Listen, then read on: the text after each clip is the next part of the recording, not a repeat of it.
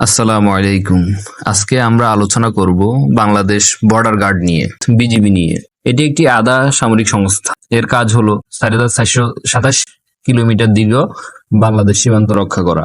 বাংলাদেশ স্বাধীনতা অর্জনের পূর্বে এর নাম ছিল ইপিআর, অর্থাৎ ইস্ট পাকিস্তান রাইফেলস। স্বাধীনতা অর্জনের পর 3রা মার্চ 1972 সালে এর নাম হয় বাংলাদেশ রাইফেলস বা বিডিআর। পিলখানা হত্যাকাণ্ডের পর এই বাহিনীর নাম পরিবর্তন করে বর্ডার গার্ড বাংলাদেশ বা বিজিবি রাখা হয়। বিজিবি সদর দপ্তর অবস্থিত ঢাকার পিলখানায়। বিজিবির প্রথম মহাপরিচালক মেজর জেনারেল CR দত্ত। মুক্তিযুদ্ধ অবদানের জন্য বাংলাদেশ রাইফেলসের 2 জন সদস্যকে বীর শ্রেষ্ঠ উপাধিতে ভূষিত করা হয়। তারা হলেন লেন্স নায়েক নূর মোহাম্মদ শেখ ও লেন্স নায়েক মুন্সি আব্দুর রউফ। মুক্তিযুদ্ধ অবদানের জন্য বিজিবি স্বাধীনতা পদক লাভ করে 2008 সালে।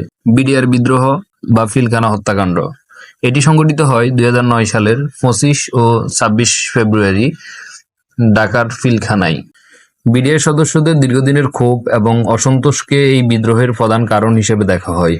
তারা বেতন ভাতা, কর্মক্ষেত্রের অবস্থা, পদোন্নতির সুযোগ এবং সেনাবাহিনীর সঙ্গে বৈষম্যের অভিযোগ তুলেছিল। এই ক্ষোভ থেকে বিদ্রোহ শুরু হয় এবং পরে তা সহিংস রূপ নেয়। অন্যদিকে কেউ মনে করেন এটি একটি গভীর ষড়যন্ত্রের ফল, যার লক্ষ্য ছিল দেশের স্থিতিশীলতা নষ্ট করা এবং সামরিক বাহিনীতে বিভেদ সৃষ্টি করা। এই তত্ত্ব অনুসারে বিদেশি শক্তি বা অভ্যন্তরীণ রাজনৈতিক গোষ্ঠী এই ঘটনার পেছনে কাজ করেছিল। সম্প্রতি সময়ে বিজিবি সীমান্তে বেশ কিছু সফল অভিযান চালিয়েছে। 2025 সালে মে মাসে সাতক্ষীরা সীমান্তে 20 লাখ টাকা স্বর্ণ উদ্ধার করা হয়।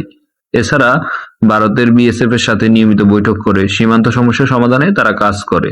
এই অভিযানগুলো প্রমাণ করে যে বিজিবি কতটা তৎপর ও দক্ষ। বর্ডার গার্ড বাংলাদেশ শুধু একটি বাহিনী নয়, এটি আমাদের সীমান্তের অক্লান্ত রক্ষক। তাদের ত্যাগ ও পরিশ্রমে আমাদের দেশ নিরাপদ থাকে। ভবিষ্যতে প্রযুক্তি ও আধুনিকরণের মাধ্যমে বিজিবি আরো শক্তিশালী হবে বলে আমরা আশা রাখি। ধন্যবাদ।